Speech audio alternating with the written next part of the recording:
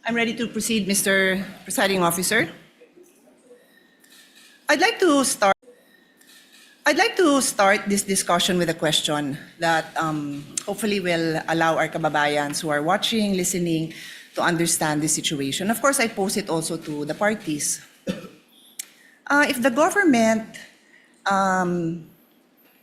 had in mind that there's a business, and of course, a particular businessman or businesswoman who is violating a lot of laws pertaining to the operation of their business, be it customs law, BIR, regulations, can they just proceed and pwede ba silang basta na lang mag-request ng dokumento o mag-file ng kaso na requiring the businessman and the corporation to produce those documents?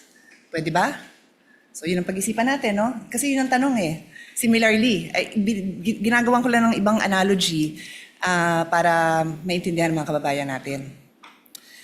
So this is the essence, dear colleagues, parties, of the principle of due process. This is ingrained in our Constitution. Totoo po na may karapatan ang gobyerno at obligasyon ng gobyernong patakbuhin ng maayos ang gobyerno. But it's always with due respect to the rights of every individual Filipino. That is the right to life, liberty, and property. So bago mo sagasaan yung right to life, liberty, and property, siguraduhin mo lang na may basehan ka. Yun lang naman ang sabi. So of course, ako, gusto ko talaga na maayos ang patakbo ng gobyerno para if somebody's life is also in danger, then government has to step up and prevent somebody's liberty. Kasi nga, sinasagasaan niya yung life and liberty ng ibang tao. So it's a balance, no? I think we can all agree it's a balance.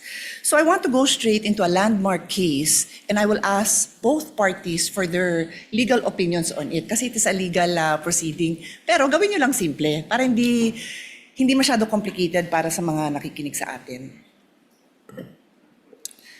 So in the landmark case of Stonehill versus Diokno, 1967 pa po to, karamihan ng mga lawyers hindi pa pinapanganak. The importance of due process was highlighted and the Supreme Court discussed 2 points. General warrants are void. Sabi ng Supreme Court, a warrant must be issued on probable cause for one specific offense and must particularly describe the thing being seized. So kailangan particular ang description dun sa warrant. Warrants that leave it to the discretion of the officers serving them to decide what to seize or general warrants are outlawed by the Constitution because they place the sanctity of the home and privacy at the mercy of prosecutors. So sinabi dito na kailangan specific. Take note warrant ito ha. So naman ang pinag-uusapan natin. Alam ko po yun. Pero I'm pointing it out kasi ang magiging tanong ko later on is kung relevant ito sa kaso. Okay? The other principle that was established in Stonehill versus Diokno was the exclusionary rule. Evidence obtained through an unconstitutional search is inadmissible for any purpose in any proceeding. Ito po yung tinatawag na the fruit of the poison tree. Pag nakuha mo yung information dun sa bawal na paraan, kung ano yung information mo, bawal ipakita yon. And this is where I need to get guidance from the presiding officer. If I'm allowed, I don't have to name names, to share the discussion that we had in caucus para lang mabanggit ko na ito yung mga provisions of law na napag-usapan. Am I allowed to do that? Would you like me to approach you? Please let me know because I will abide. Basically, because ang nangyari is we had our own discussion and I want to mention the provisions of law that we discussed. I don't have to mention names. The lady may proceed. Okay, thank you. So, tungkol dito sa exclusionary rule, ulitin ko, fruits of the poison tree, dun nga sa aming very open discussion, and I thank many of our colleagues who were I think we engaged in a fruitful discussion for some, not for all. I think yung iba talagang gustong makipag-debate at di-debate kasi gusto ko rin matuto, no? I think all of you will attest na I also wanted to learn from all of you kung anong perceptions nyo sa batas, kung ano din yung sinasabi ng mga abogado nyo. So dun sa fruits of the poison tree, sabi ko, kung yung pinanggalingan ng mga dokumento bawal na kunin ng basta-basta, then paano mo gagamitin? And meron kasing observation na lumabas na kasi yung documents na yon sa House. So nakita na ng publiko sa House. So sabi ko, pero if I will look at, and this is where I will pose the question to all of you, no? Medyo layered so pasensya na sa medyo complicated. Yung isang concern ng defense na nabasa ko is that hindi nag-allege ng ultimate facts. Hindi klaro kung ano yung naging kasalanan at hindi na-identify ng maayos itong facts na to that lead to a conclusion of law. So, wala daw yun. Later on, I will ask both parties again to also clarify that. But the point is, kung walang basihan yung paglabas ng ebidensya na yon, it is the fruit of the poison tree, then you cannot use it. So yun yung importante dito kasi I'm sure nakita nyo sa korte kahit sabihin nyo pong sa mga legal drama na na-throw out, the case is thrown out because na-violate ang due process. So that's the discussion I want to have. I want to hear both Wala akong kinikilingan dito. I'm just explaining na yun yung argument ng defense na walang due process, kulang at why prosecution would you say na nasusunod yung due process. And before I give the floor to the parties, yung sinabi kong kaso na Stonehill versus Diokno, very interestingly, involves the esteemed father of our colleague, Congressman Prosecutor Chel Diokno. In the case of Stonehill versus Diokno, the father of Congressman Diokno was the Secretary of Justice. And in this case, the government, through the Secretary and other prosecutors, suspected that Harry Stonehill and his associates and several corporations that they controlled were violating central bank laws, tariff and customs laws, Internal Revenue Code, and the Revised Penal Code. So nag-request sila ng issuance of search warrant. At ang gusto nilang tingnan is books of accounts, financial records, vouchers, receipts, ledgers, etc., and other documents showing all the business transactions.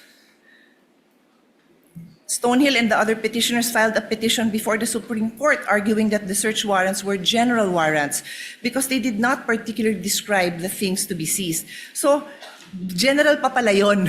Books of accounts, financial records, receipts.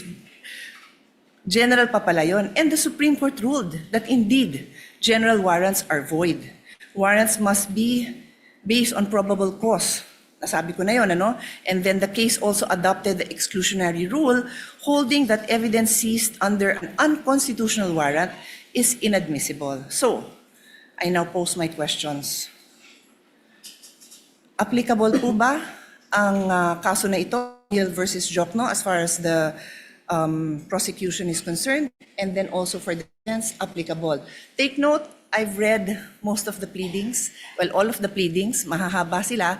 I kinda know your answer, but sa dami, I like to hear it again, and I think, of course, karamihan ng kababayan natin did not read it. So explain natin sa kanila, because this is a landmark case. Kung ikaw ay law student na magbabar, ito yung mga kasong titingnan mo. So malay mo, matanong yan sa bar. So nakatulong man lang tayo dun sa mga bar students na maliwanagan sila. Baka mamaya trick question to. Is it applicable or not? That is my question. I will sit down and then I will come back for my next. Thank you. Thank you, Your Honor. If I may be recognized. The member of the panel of prosecutors may proceed to give his answer. Thereafter, the counsel for respondent may do so as well. Iba po ang konteksto ng search warrant na naging main issue sa Stonehill versus Diokno. Sa konteksto po natin na sa PINA ang pinag-uusapan. Ang search warrant po, ang governing law po dyan ay nasa Bill of Rights natin, Article 3, Section 3. At kaya siya nandun dahil very invasive po ang search warrant. Pag ang isang judge ay nag-issue ng search warrant, pwedeng pasukin yung opisina o yung bahay ng person involved, pwedeng halungkatin yung lahat ng mga gamit niya doon sa kanyang opisina o sa kanyang bahay. Kaya po naglagay ng maraming limitasyon ang ating konstitusyon dahil marami ng pang-aabuso, marami ng mga halimbawa ng pang-aabuso na nangyari kahit noon pa. Iba po ang pinag-uusapan natin ngayon. Ang pinag-uusapan natin ngayon ay subpoena. Hindi po ito license to enter an office or to search any place. Ito po ay mismong humihiling lang ng mga dokumentong nakasulat sa loob ng subpoena. Therefore, the contexts are very different. When we speak of a search warrant, I do agree there should be very specific limitations on how that warrant can be enforced. Pagdating naman po sa subpoena, meron din po yan, but that is not governed by the Constitution. It's governed by Rule 21 of the Rules of Civil Procedure, which basically provide that for a subpoena to be valid, it must be relevant and it must be definite. Ibig po sa relevance ay may kinalaman na may kaugnayan yan sa mga kailangan patunayan ng mga facts. At ang pagdating naman sa definiteness ay klaro kung anong mga iba't ibang dokumento ang hinihingi. In our case, we respectfully submit, Your Honors, that we have met both the standards of relevance and materiality. The BIR records, the bank records, and the records of the Anti-Money Laundering Council are relevant to the facts in issue pertaining to the charges of unexplained wealth. Hindi po natin malalaman kung talagang merong unexplained wealth ang Vice President kung hindi natin mabubuksan yung kanyang mga bank records, kung hindi rin natin makikita at mailalatag ang anti-money laundering at PIR records po nila. And insofar as definiteness is concerned, we have specified the particular documents that we are requesting, and we have included as well an explanation of why those are important. Kaya sa aming pananaw po ay we have satisfied the requirements for a subpoena do Sesteco. Thank you. Mr. Presiding Officer, before we recognize the defense, just a quick follow-up question. Hindi ko may lapit eh. Bigyan ko ng time na bulungan muna siya ng kasama. I'm sorry. Okay na kayo? No, it's okay. Senator Judge Pia, would you like the counsel for respondent to answer? Not yet, Mr. Not yet. My Okay. request was if Okay. I'll just ask a follow-up question. You may proceed, Thank ma'am. you. Thank you for that. I appreciate his Honor's response. May I simply point out, and again, please give me your explanation. Tama ho yung pagkabanggit nyo na yung nature ng search warrant very invasionary, di ba? Because it requires that pasukin yung bahay, halughugin yung gamit. Pero hindi kaya invasive din yung paghalughog ng records? Is that not extremely parallel? I mean, is it not very similar in the sense that what is being questioned now are the very essence of somebody's savings, earnings? So, which we have to agree, I think there's no doubt that that is protected, but in fact, His Honor is saying that it would fall under the police power. So, imbis na papasukin mo sa bahay na nandun yung mga dokumento, you will do the same by asking these agencies, whether it is the BIR, the banks, or AMLA to now reveal these documents. So that's my question. Is it in the prosecution's, is it the point of view of the prosecution na iba yun? Hindi ba invasive yun? Kayo gumamit ng word na invasionary, no, but I'll use invasive, I think. Yeah. Anyway, please answer and then we'll give the floor to the defense, Mr. Presiding Officer. Counsel for the panel for prosecutors may Thank you, Your answer as he pleases. Yung pong search warrant, kung ano man ang makuhang ebidensya doon, ay direktang binibigay po yun sa court, and that is now considered as evidence by the court that issued the search warrant. Iba po ang subpoena, dahil pag naglabas ang isang hukuman ng subpoena, itong mga records ay hindi po siya considered yet as evidence. Yan po ay ipoproduce lang, dadalhin lang po sa korte, and now it is up to the parties, and I refer to both parties, to decide which of those documents may be relevant in terms of the evidence that they are need to present. Yung pong nakikita po natin sa subpoena, it is not in any way invasive because as I mentioned earlier, as pointed out by Senator Enrile when he was the presiding officer in the Corona trial, we are simply having those documents produced. The admissibility of those documents will only be determined after, if offered by the parties. Kaya po sa aming mga pananaw ay malaking-malaki ang pagkaiba ng search warrant sa subpoena. Your Honor, may I be With the recognized? permission of the lady Senator Judge, counsel for respondent may now give his answer to her query. You may proceed, sir. Thank you, Your Honors. Your Honors, ang posisyon po ng depensa dito ay subpoena and a search warrant are very much similar in that both are compulsory processes. No? So, yes, hindi tayo papasok sa bahay ng isang tao o ng nasasakdal, but it will be intrusive because we will be opening up all the financial transactions for, sabi nga dito, almost 20 years of the respondent. Kaya po, katulad ng isang search warrant, the things that we are asking for through a subpoena must be particularly described. Kanina po, nabanggit po ng aking kagalang-galang na opposing counsel na particularly described na po yung kanilang naisulat. However, the defense does not agree with that proposition because if you look at it, tama naman po, nakasulat po dito ng hinihingi nila ay account opening and maintenance records, KYC documents, information files, signature cards, all account and transaction records, ledgers, journals. Basically, Your Honors, this is everything. Ibig sabihin, ni-specify lang nila ang nilalaman ng lahat ng bank records ng respondent. So in our view, Your Honors, while they took pains to specify each and every document, the truth of the matter is they're asking for everything.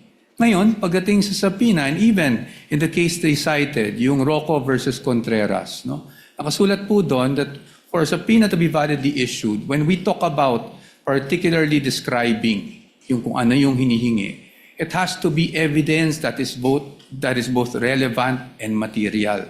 So ang tanong namin, saan ba dito yung relevant or material? Kasi lahat na po ng records hiningi eh.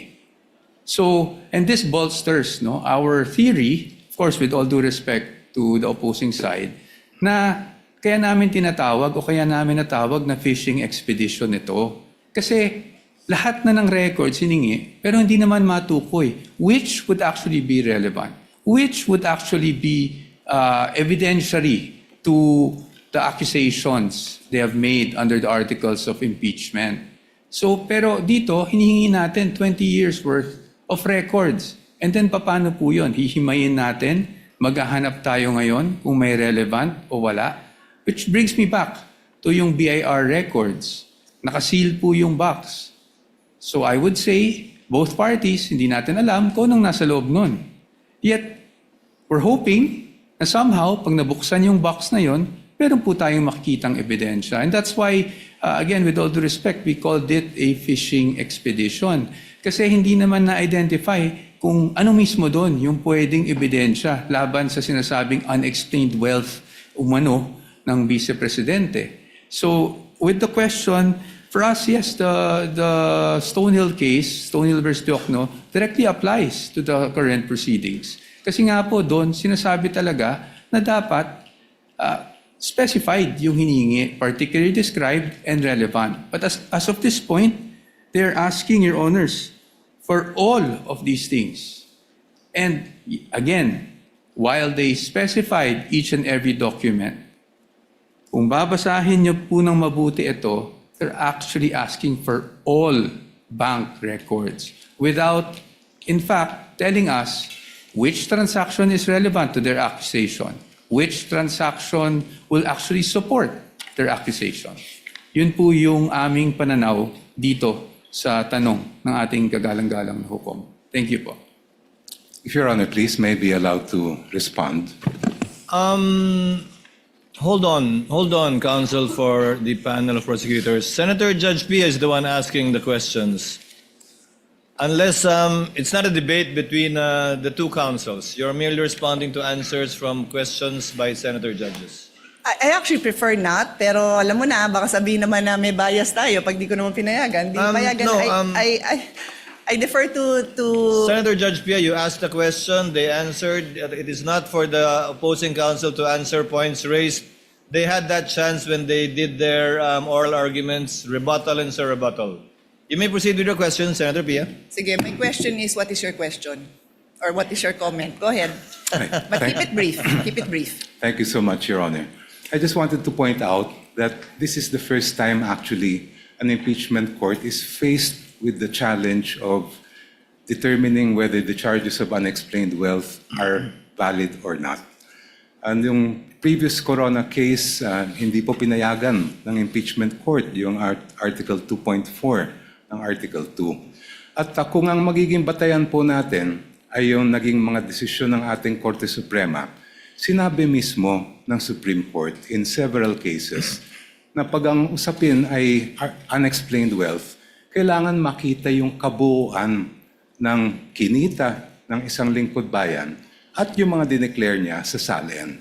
Just to quote just a very short portion, sabi ng Supreme Court from the same case I cited earlier, the Ombudsman's failure to account for all lawful sources of income, including proceeds from business ventures and government benefits, further weakens the allegation that Rafael's wealth was unexplained. The incomplete assessment disregarded his accumulated assets over decades of public service, making it impossible to determine whether his property acquisitions exceed his legitimate financial capacity, end quote. Hindi lang naman po dito sa harapan nitong hukom na ginagawa yung pagtingin sa kabuuan ng isang lingkod bayan. The Supreme Court has done it in this case where they looked at decades of the financial records of the person charged with unexplained wealth, and it has also happened in the cases of Rabusa and Ligot, which were decided recently by the Honorable Court. Thank you. Your Honor, may I at least be given just 1 minute to respond to that, Your Honors? But of course, I will submit to the Senator pleasure Judge of Of course, Pia I will, yield. guess, Of course, give I you yield. the same opportunity, I'm assuming. Yes, Your Honors. Again,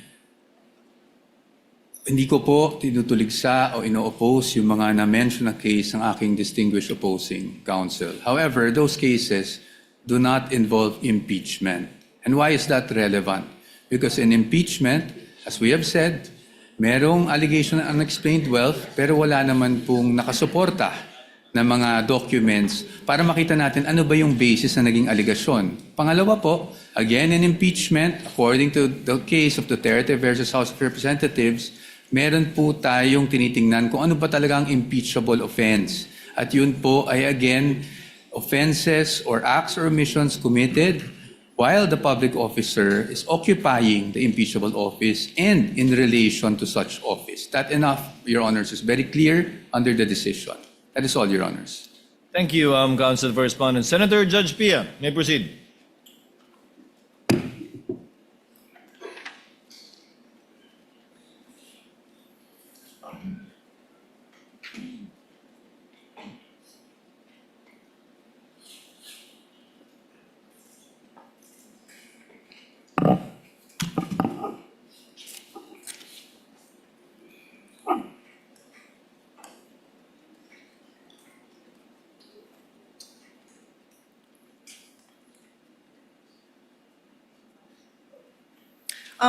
Mr. President, Mr. Presiding Officer, I'll go to my next point, but it will kind of overlap with this point as well, so bear with me.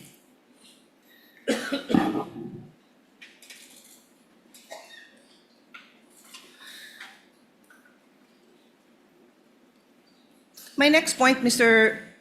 Presiding Officer and parties, is still on due process. This is the requirement that every pleading must allege ultimate facts and must not contain conclusions of law. So again, I'll start with an example. If, for example, if there's a case filed, no, and sabi, si Juan robbed the house of Mario. So para maintindihan ng mga kababayan natin, Juan robbed the house of Mario. That is a conclusion of fact. Nangyari na daw yun. And if there's another allegation that says, therefore Juan is guilty of robbery, that is a conclusion of law. So, again, I try my best not to be technical. It's in my, I would have wanted to be a teacher if not a lawyer, so I do like to be able to explain things well.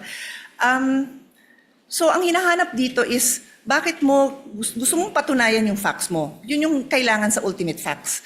Kailangan mo patunayan, bakit mo sinasabing Juan robbed the house of Mario. Di sasabihin mo, ang ultimate fact dyan example is, si Juan ay nakita dun sa vicinity ng bahay ni Mario. Tapos ito si Mario, narinig na nagsisigaw na ninanakawan kami, whatever. Tapos yun, meron siyang testimonya na ano yung nawala sa kanila. Tapos may nakakita na kamukha ni Juan yung nandun. Tapos namukhaan nila, na-describe nila na 5'10", medyo mapayat, ganon. So yun yung mga ultimate facts na later on sa evidence patutunayan. That's just very general, no? And then later on, para nga mapatunayan yung robbery, i-allege ngayon yung elements of the crime that constitute robbery. So, nung di pa ako abogado, di ko naman alam ang difference ng robbery and theft. Yung robbery kasi qualified yan eh. So, pumasok siya sa bahay using violence. That's what makes it robbery. So, kailangan i-allege yun.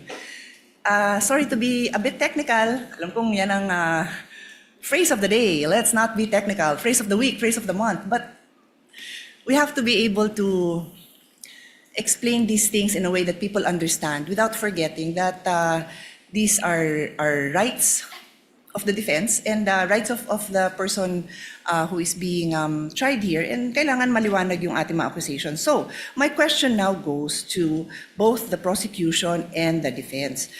I know that the defense in their answer questions the failure of the complaint or the articles to allege ultimate facts, and therefore I think they filed the case before the Supreme Court. I'll give you your time to answer because I don't really recall that I heard it mentioned in the oral argument. So again, with the permission of the presiding officer, papasadahan ko lang naman na nabanggit ko yun na nandyan yan sa nandun sa memorandum, pero hindi ko naalalang, I'm just speaking naman for myself kung ano yung mga sinabi ko dun sa aming meeting, na hindi ko naalalang nabanggit. Baka naman nasabi, hindi ko lang naalalang na-emphasize kasi nga limited yung time. But I do recall that it's in the complaint, it's in the answer, and then it's also in the memorandum. So, pinupursue nyo pa ba ito? Kasi me as a judge, importante to kasi paano ba didepensa ng maayos kung hindi nga nag-a-allege ng ultimate facts that go into the case. And then, for the prosecution naman, may I ask you kung saan because bawal ho na tanungin ko for you to state your case. I cannot do that, no? But what I'm asking is if you can point out sa inyong articles kung saan doon yung allegations of ultimate facts. Kasi public document naman yan eh. Para lang maaral ko na asan dyan yung allegations nyo of ultimate facts. And this is where, before I pass on the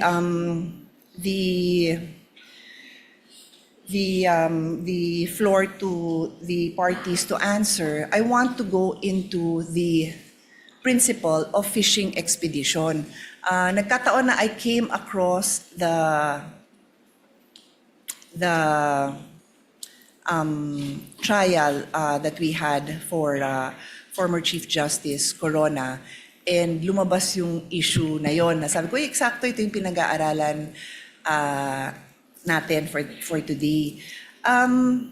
Yung fishing expedition, and no less than the defense had to explain it in Filipino kasi sabi, baka hindi alam yung ibig sabihin ng fishing expedition, pangingisda ba daw yun? Parang hindi naman daw yun yung translation, no? Pero ito yung naghahagilap ka ng ebidensya kasi wala kang ebidensya. So I'll go back to a case and sama nyo to sa response nyo.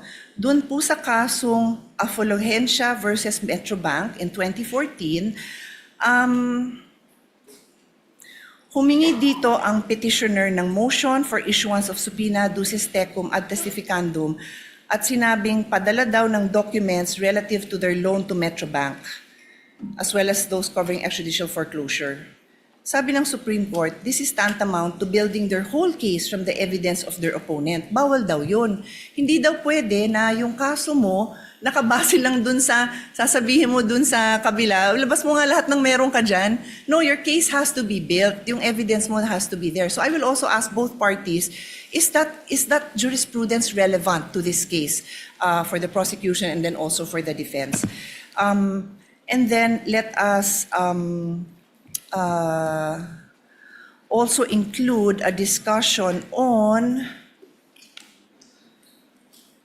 why this is or is not a fishing expedition. Yun nga, napaka-importante po kasi ito dahil it is ingrained in a complaint na yung allegations mo ng ultimate facts, mapoprove mo ngayon yun with the evidence. Hindi pwede na wala kang ebidensya, hihingin mo lang ng hihingin by way of subpoena. Clear po yun sa batas. Kaya nga gusto kong ipaliwanag nyo sa akin, educate me why this applies, why this is not a fishing expedition, why the case I cited does not apply, because I assume that's the position of the prosecution. And then for the defense, ano naman po yung position nyo? Salamat. The counsel for respondent will give his answer first with respect to the question of Senator Judge Pia on ultimate facts as well as on fishing expedition. Thereafter, counsel for the panel of prosecutors. You may proceed, sir, when you're ready. Thank you, Your Honor. Pagdating po doon sa sinasabi namin na lack of ultimate facts, no? Ito po yung nagsimula pa lang doon sa Committee on Justice when the impeachment complaints were filed. Because the allegation, and I'll stick just with this, I believe, Article 2. No? Pagdating po kasi doon, there was an allegation of unexplained wealth. Pero wala pong nakasulat kung saan nila nakuha, ano yung basehan ng unexplained wealth na yon. Ano yung act na ginawa ng Vice Presidente? Kailan yon ginawa? At so sa amin, para masabi nilang nagkaroon ng unexplained wealth. Ang basic, if I may remember, was really just the fact na yung SALN niya ay lumaki from 2007 to 2025, which sa aming palagay does not show any factual allegation whatsoever, except for the fact that it grew bigger over a span of 20 years. Pangalawa, wala rin pong naka-attach, which I mentioned in the oral arguments last week, na kahit anong ebidensya or kahit supporting document man lang, huwag na nating tawaging ebidensya, supporting document that will support any allegation whatsoever of unexplained wealth. And that is why, nabanggit ko rin, na after the allegations were made, and this is even more significant, after the respondent had filed her answer, na tinawag pa nga nilang non-answer, doon lang po naghanap ng mga ebidensya na sakaling makasuporta doon sa aligasyon na iyon. That's very important for us because we had already filed our answer before AMLAC documents were suddenly produced with the issuance of subpoenas, before the BIR box were concerned, that we are concerning ourselves with was presented before the Committee on Justice. Nasa panahon na yun, tapos na po kami sumagot. In fact, when they were saying that it was a non-answer, to be very candid with everyone, we wanted to say because it was a non-complaint. Kasi walang ultimate facts na naka-allege for us to even answer. Now, before this honorable court, I do recall that in our answer, we also took pains to discuss the lack of ultimate facts and also what we feel were violations of due process before the Committee on Justice, or at least with the proceedings that were conducted before the Committee on Justice. And that is also why we have a pending motion for exclusion na ikinalakip namin dun sa answer precisely because we were objecting to the fact that these pieces of evidence were produced after we had already filed our answer. Now, on the fishing expedition, I think on the fishing expedition, Your Honors, our main point is this. Even if we read the twin requests for subpoenas, ulit-ulit po, nakasulat po doon, because this may show context, because this may show, prove something. At para sa atin, this only shows, and at least, again, on the part of the defense, this is somewhat already an admission na hindi pa nga nila alam kung ano mismo doon sa mga hinihingi nila ang pwedeng sumuporta sa mga aligasyon na unexplained wealth. And that's why, if you read the entire request, it uses the word may several times, and it even says in one paragraph, I think it's 3.24, but I might be mistaken, that at least with the request for, with their memorandum, rather, in their memorandum, nakasulat po doon that this does not assume wrongdoing, but they want those documents nonetheless to see if something there will actually help support their allegations. That is why we are calling it a fishing expedition.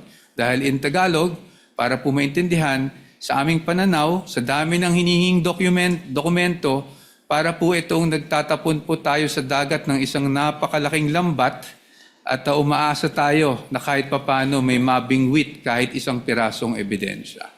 Maraming salamat po. Counsel for the panel of prosecutors, the Honorable Jokno. Thank you, Your Honors. The question propounded to this representation first is, what are the ultimate facts alleged in the articles of impeachment? Yun po ay nakasaad sa page 7 of the articles. And if I may be allowed to just read them briefly. You may do so, Counsel. Thank you, Your Honor. Respondent Vice President Sara Z. Duterte committed culpable violation of the Constitution and betrayed the public trust when she, A, amassed unexplained wealth manifestly disproportionate to her lawful income and earnings during her incumbency as a public official. B, failed to fully and truthfully disclose all her and her spouse's assets, liabilities, and net worth in her statement of assets, liabilities, and net worth, including in her salents for the years 2022, 2023, and 2024. And C, failed to divest and instead willfully continued all her business interests during her tenure as Vice President for the years 2022, 2023, 2024, and 2025. Please allow me to briefly explain why these are ultimate facts. Ultimate facts are basically the essential factual elements that make up a party's cause of action or defense. Halimbawa po, pag murder, treachery, evident premeditation, lahat ng mga kinakailangan ng batas para mapatunayan na murder po siya. In our case, we are alleging, first of all, unexplained wealth. And based on the jurisprudence, the elements of unexplained wealth, the factual elements are amassing unexplained wealth, manifestly disproportionate to one's lawful income and earnings during one's incumbency as a public official. So, nasatisfy po namin yung requirement na pag-allege ng ultimate facts or essential factual elements sa tatlong bagay na po ito. The evidentiary facts follow in the succeeding pages of the articles. Doon po namin dinetalye kung ano yung mga iba't ibang paraan kung paano nakuha o naamas ni Vice President yung ang sinasabi natin na unexplained wealth. On to the issue of fishing expedition. Yung pong fishing expedition po ay halimbawa may sabina na baka sakali meron tayong makita. Yun po ang ibig sabihin ng fishing expedition. When the party requesting information does not know what might be produced and just as an off chance tries to use that instrument in order to gain evidence that may be used against the other party. Dito po, malaki ang pagkaiba ng sitwasyon. Maalala po ninyo, during the hearings before the Committee on Justice, the Executive Director of the Anti-Money Laundering Council testified and produced documents showing that from 2007 up to the present, 6.7 billion pesos ang dumaan po sa account ni Vice President Sara Duterte. On that basis, and if we go deeper into that report, it says that during the period from 2007 to 2013, during the time that she served as mayor and vice mayor, umabot po sa halos o lampas 3 bilyong piso ang dumaan sa kanyang mga accounts. So may basehan po tayo para ipalabas ang bank records. We are not just guessing that there is something there because the AMLA itself has confirmed that there were covered and suspicious transaction reports submitted to them in those amounts that I mentioned.